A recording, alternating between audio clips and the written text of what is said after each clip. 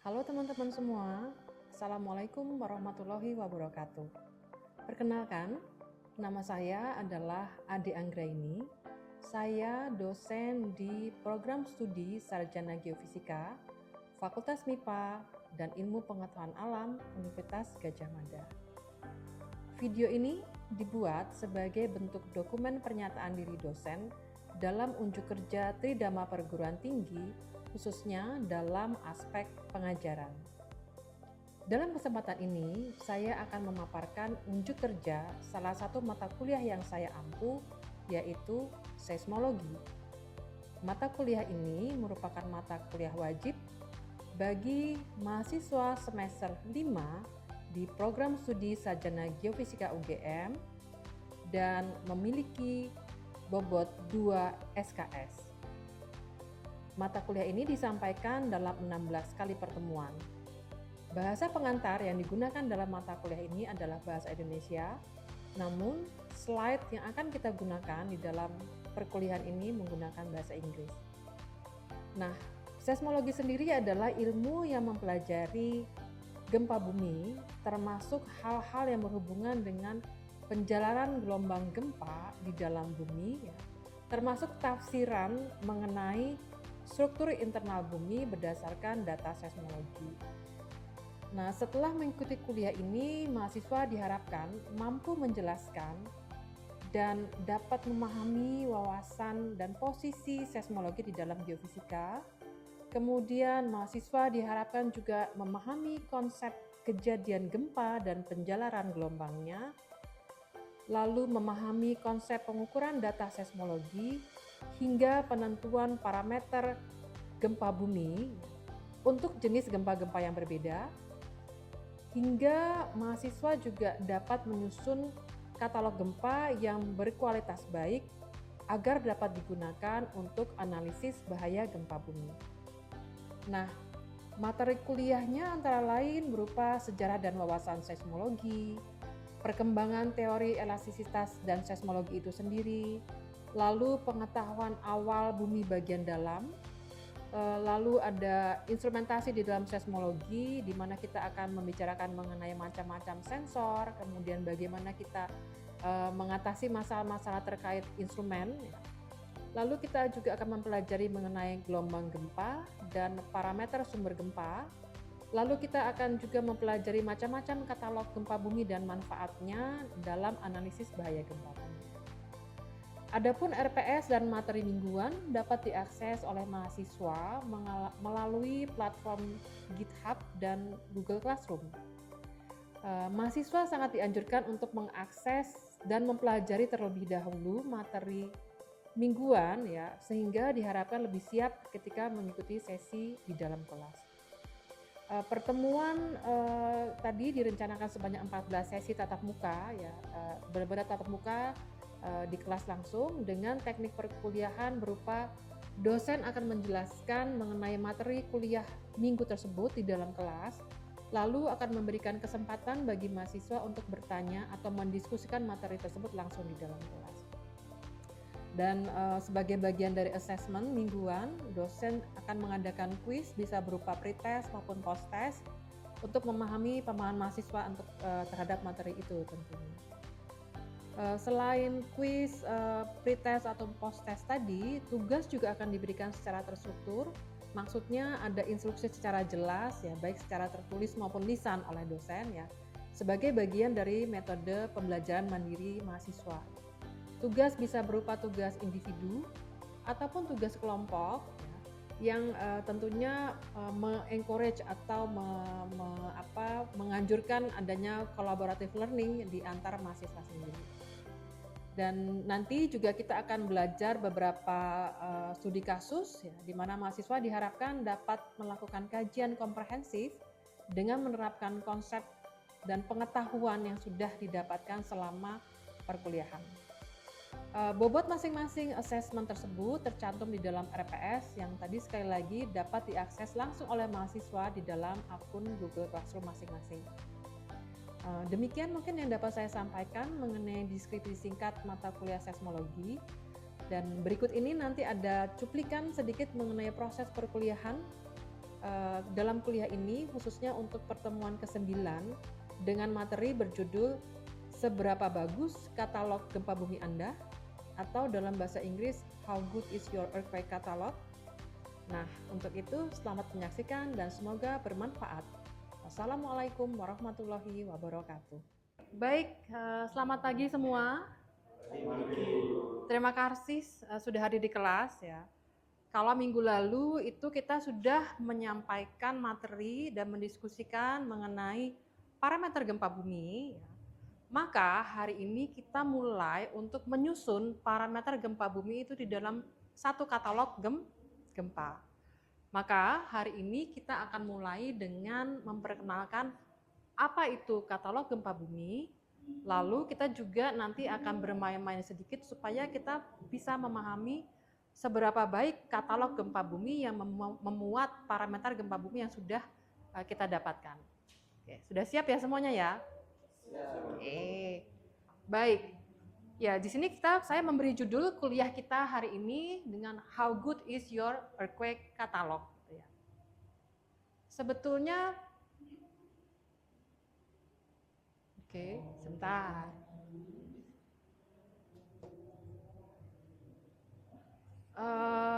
Jadi mengapa kita memerlukan katalog gempa yang baik? Itu karena ya, katalog gempa kita nanti tidak hanya digunakan oleh kita sendiri.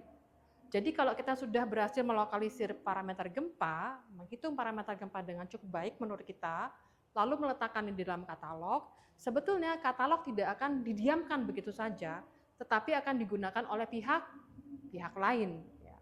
Untuk apa? Biasanya untuk keperluan perhitungan bahaya gempa bumi. Untuk itu, kita perlu memastikan katalog gempa kita berkualitas baik, ya, sehingga kawan-kawan yang akan melakukan perhitungan bahaya gempa bumi juga akan menghasilkan perhitungan bahaya gempa yang cukup akurat. Ya, kira-kira seperti itu. Nah, untuk itu, tentunya di dalam kuliah ini ya, Anda diminta untuk bisa nanti membuat satu katalog gempa yang bermutu baik. Itu tujuan utama kuliah kita. Nah, sebetulnya kalau kita kembali, mengapa sih kita perlu katalog gempa? Sebetulnya sangat sederhana. Anda ingat setiap kali ada gempa terjadi ya, dan Anda merasakan atau tidak gempa itu, pasti kemudian akan bertanya-tanya, di mana letak epicenter gempa tersebut? Ya enggak? Siapa yang selalu penasaran kalau ada gempa?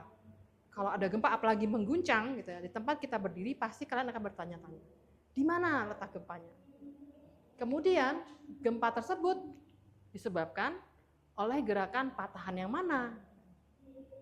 Atau juga kita ingin tahu seberapa besar patahan tersebut bergerak, dan apakah gempa tadi yang diakibatkan oleh gerakan patahan itu menyebabkan kerusakan yang cukup intensif misalnya, dan kemudian juga menyebabkan kehilangan korban jiwa.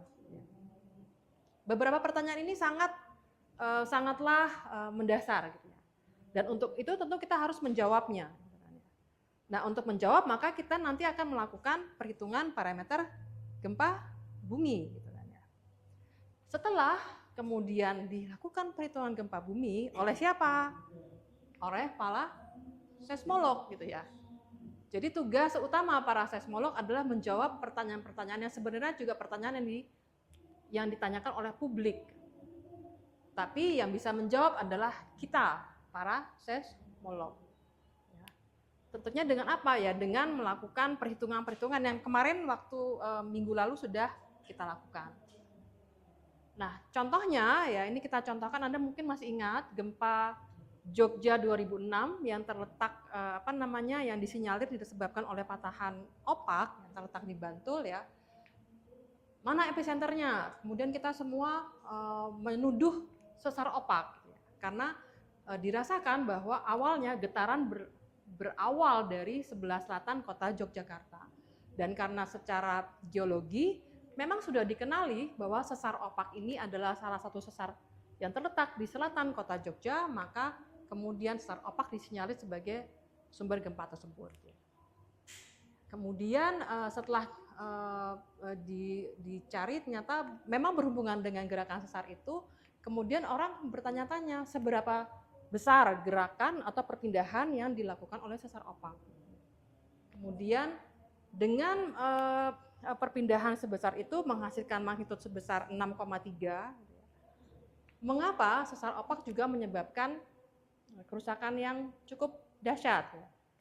Itu juga bagian dari pertanyaan yang harus dijawab oleh para saintis.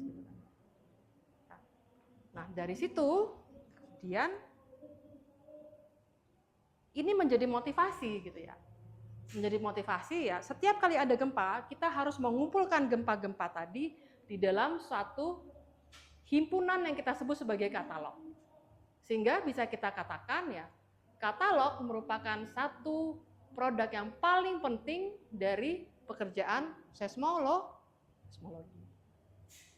Dan katalog yang komprehensif ya biasanya akan digunakan untuk studi-studi mengenai seismisitas ya. Jadi seberapa sering, seberapa banyak gempa terjadi di satu tempat dalam satu waktu tertentu. Kemudian nanti akan kita lakukan tafsiran ya dari seismisitas ini, kondisi tektonik di daerah tersebut. Berhubungan juga dengan bagaimana ya, gempa itu terjadi secara fisisnya. Ya, jadi secara fisis kejadian rupture gempanya itu bagaimana. Dan tentunya yang terakhir yang sangat penting adalah bagaimana kita bisa memanfaatkan katalog yang komprehensif tadi untuk keperluan analisis bahaya gempa. Itu ya. Kalau kita kemudian ditanya, kalau kita punya katalog, sebetulnya katalog itu akan kita terima begitu saja, ataukah kadang-kadang ada masalah yang harus kita pecahkan ya mengenai katalog kita. Gitu ya. Sebetulnya ada beberapa hal yang perlu kita pahami kalau kita punya katalog gempa. Misalnya, kadang-kadang ya di dalam satu katalog gempa memuat beberapa parameter yang dihasilkan oleh instansi yang berbeda, sehingga skala maupun satuan yang dipakai oleh instansi berbeda itu juga berbeda-beda juga, tidak uniform ya. Maka kita nanti harus berhadapan dengan ketidakseragaman yang dihasilkan dalam satu katalog. Dan ini ya kemudian akan menyebabkan adanya perbedaan penafsiran terhadap nilai parameter termuat di dalam katalog gempa tersebut ya. Nanti tentunya harus ada langkah yang dilakukan kalau kita menemui ada ketidakseragaman di dalam katalog kita. Ya, ini yang harus dipahami ya, karena kalau tidak maka kita nanti akan langsung melakukan analisis dari himpunan informasi yang ada dalam katalog tersebut tanpa kita melihat apakah nilai yang termuat itu memang sudah bisa kita tafsirkan secara apa adanya. Lanjut. Beberapa problem yang sering muncul di dalam katalog gempa adalah seringkali berhubungan dengan apa? Masih ingat kemarin kalau kita mau mendapatkan parameter gempa kita harus punya jaringan seismik, betul sekali. Dan jaringan seismik itu kan tidak melulu dimiliki oleh kita sendiri kan. Bisa saja jaringan seismik yang dipasang di negara kita mungkin sebagian besar dimiliki oleh Indonesia. Tetapi ada juga jaringan-jaringan lain yang dia mengcover semua negara ya secara global dan tetap bisa diakses karena dia kebetulan berada di negara kita atau di dekat negara kita. Nah, ketika menggabungkan dua informasi dari jaringan yang berbeda tadi ya beberapa problem akan muncul ya, gitu ya. Kemudian selain itu kadang-kadang ya jaringan-jaringan ini tidak selalu tetap jumlahnya. Mungkin dia akan bertambah seiring dengan berjalannya waktu ya. Sehingga tentunya nanti perbedaan ya yang termuat di dalam jaringan yang berbeda dari jumlah jaringan berbeda pula itu akan direfleksikan di dalam katalog yang kita punya. Ini harus menjadi awareness dari kita sebelum kita bisa melakukan perhitungan atau menggunakan informasi yang ada dalam katalog tersebut. Ingat ya. Nah, kita lanjut. Nah, sebelum kita melihat bagaimana kondisi satu katalog, kita lihat dulu nih, ada berapa jenis katalog gempa. Yang pertama adalah prehistoric catalog. Prehistoric catalog, namanya prehistoric berarti apa? Sejarah. Katalog gempa yang dihasilkan sebelum zaman sejarah. Sejarah itu artinya apa? Ketika kita mulai mencatat. Jadi katalog yang dihasilkan bukan dari catatan manusia, tetapi dari catatan siapa? Batu, apa? Geologi, apalagi? Ya, dari bangunan mungkin gitu ya. Itu yang kita namakan sebagai prehistorik. Yang jelas yang mencatat bukan manusia, tetapi alam. Itu yang disebut sebagai prehistorik. Biasanya ini umurnya kira-kira ya 2000 tahun yang lalu lah, mulai 2000 sampai 2000 tahun yang lalu. Contohnya yang terjadi di San Andreas terdapat earthquake katalog yang berasal ya dari kejadian gempa yang terjadi 2000 tahun sebelumnya. Kemudian kalau kita ada prehistorik, tentu ada yang namanya historical. Historical itu adalah katalog yang dihasilkan dari catatan kita, catatan umat manusia.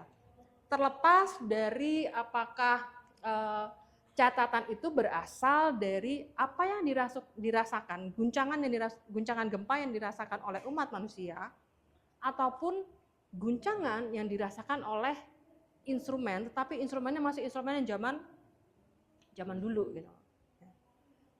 Itu bisa.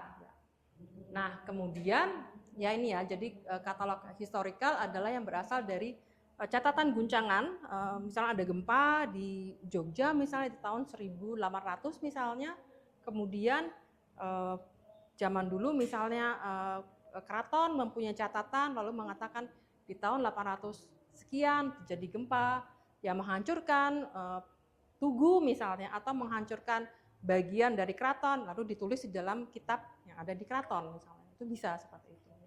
Atau misalnya seperti di Italia, biasanya gereja punya catatan yang cukup baik ya untuk mencatat sejarah yang cukup signifikan, itu juga bisa dimuat dalam catatan. Kemudian dianggap sebagai historical catalog. Kemudian selanjutnya adalah instrumental seismicity catalog. Nah, contohnya yang bagaimana? Kalau kita lihat dari namanya, ya namanya saja sudah instrumental. Artinya, katalog gempa yang dihasilkan adalah katalog yang kita dapatkan dari hasil pencatatan instrumen, dalam hal ini adalah seismometer.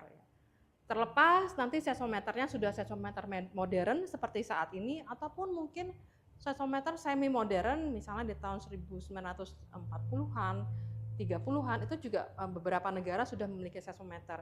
Bahkan di Indonesia di awal 1900-an sudah ada seismometer ditempatkan di Batavia. Ya, dan dalam bentuk seismometer analog gitu ya, dan sudah mencatat beberapa gempa bumi.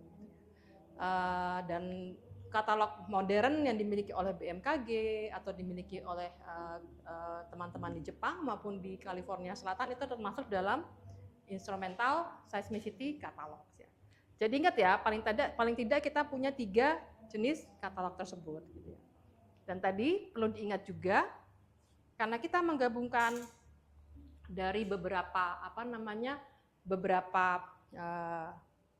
catatan, misalnya menghubungkan antara prehistorik, menghubungkan dengan historik, dan menghubungkan dengan instrumental, maka tentunya nanti ada beberapa masalah yang akan kita hadapi dan harus kita pecahkan. Nah, selain itu, hal umum yang akan dijumpai di dalam masalah katalog gempa adalah terjadinya perbedaan yang termuat di dalam data yang tercakup di dalam katalog tersebut. Ya. Entah itu dalam rentang ruang atau spasial maupun dalam rentang waktu ya. Dan ini banyak sekali berhubungan dengan akurasi, presisi, dan ketidakpastian yang termuat di dalam parameter gempa yang ada di dalam katalog tersebut. Ya. Kemudian parameter-parameter tadi ya tentunya dihitung ya kemungkinan dengan metode yang berbeda-beda kan. Misalnya BMKG memiliki cara menghitung magnitudo sendiri, memiliki cara penentuan hipocenter sendiri. JMA biasanya juga mempunyai metode mereka sendiri gitu ya. Kemudian jaringan global seismograf yang dimiliki oleh USGS biasanya itu juga memiliki metode yang mereka pilih sendiri yang menurut mereka lebih tepat untuk jaringan mereka. Dan ini pasti akan menginduksi yang namanya ketidakpastian atau parameter values yang dimuat di dalam katalog tersebut. Jadi walaupun kita melihat bahwa setelah kita mendapatkan parameter gempa bumi dan menurut kita parameter gempa tersebut sudah cukup baik ya, ketika digabungkan di dalam katalog, masalah baru pasti akan timbul. Terutama kalau tadi ya, di dalam rentang waktu tersebut terdapat beberapa perubahan di dalam jaringan seismik kita. Ya. Oke, sampai di sini dulu. Mungkin ada pertanyaan, saya persilahkan. Ada yang kurang jelas? Silakan Arjuna. Kalau misalnya memang suatu data dari beberapa katalog digabungkan menjadikan masalah, apakah di dalam dunia ataupun dalam Indonesia sendiri itu tidak menstandarisasi katalog tersebut itu agar tidak terjadi masalah? Oke, bagus sekali pertanyaannya. Apakah ada standar tertentu yang harus dipenuhi oleh institusi geofisika ya ketika mereka mengeluarkan katalog mereka? Bagus sekali pertanyaannya. Sebenarnya begini. Jadi tadi seperti saya bilang, setiap jaringan seismograf itu mereka memiliki karakteristik khusus yang memang mencirikan jaringan seismograf tersebut dan tujuan mengapa mereka memiliki jaringan tadi. Contohnya adalah ketika kita melakukan perhitungan magnitudo untuk gempa-gempa jauh dan gempa-gempa lokal pasti akan menggunakan skala magnitudo yang berbeda. Anda bayangkan kalaupun kita menggunakan satu jaringan yang sama, tetapi kemudian kita memiliki satu gempa yang letaknya jauh dan gempa yang letaknya lebih dekat, gitu ya, maka pasti kita akan mengeluarkan nilai magnitudo yang berbeda. Yang satu mungkin yang dekat kita gunakan magnitudo lokal, gitu ya. Yang jauh mungkin kita menggunakan magnitudo gelombang badan misalnya. Itu baru dari satu katalog, gitu ya. Tetapi ketika katalognya berbeda, mungkin mereka akan menggunakan satuan yang sama dengan satuan yang kita pakai, tetapi kita juga harus tahu bahwa persamaan dalam satu satuan persamaan gempa bumi ya, magnitudo gempa bumi juga bisa berbeda. Nah, ini kan tentu akan menimbulkan pertanyaan. Tetapi jangan takut, sepanjang kita membuka akses dalam artian kita mengatakan di dalam katalog kita ketika kita menyatakan dihitung dengan M lokal, maka kita harus membuatkan rumus di situ. Dan nanti dari jaringan yang lain juga dia memberikan rumus menghitung M lokalnya, maka nanti kita bisa melakukan komparasi dengan apa yang kita sebut sebagai konversi gitu. Ya. Jadi walaupun tidak terstandar secara misalnya semuanya harus menggunakan MB, ML atau apa, tetapi nanti biasanya kita akan menengahi dengan cara memberikan persamaan konversi dari magnitudo lokal yang dihasilkan oleh jaringan Indonesia misalnya dan magnitudo lokal yang dijaringkan oleh JMA misalnya, sehingga nanti bisa menjadi satu katalog dengan magnitudo yang homogen, kira-kira begitu. Ya, terima kasih. Ada lagi mungkin? Baik, kalau tidak ada pertanyaan lagi, maka pertemuan hari ini kita tutup.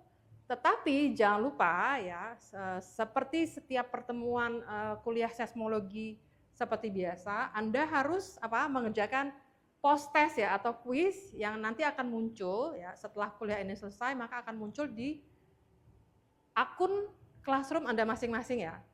Dan ketika Anda mengerjakan kuis tersebut, maka artinya Anda sudah menghadiri kuliah ini sekaligus juga untuk menguji seberapa jauh pemahaman Anda terhadap materi yang kita diskusikan di hari ini.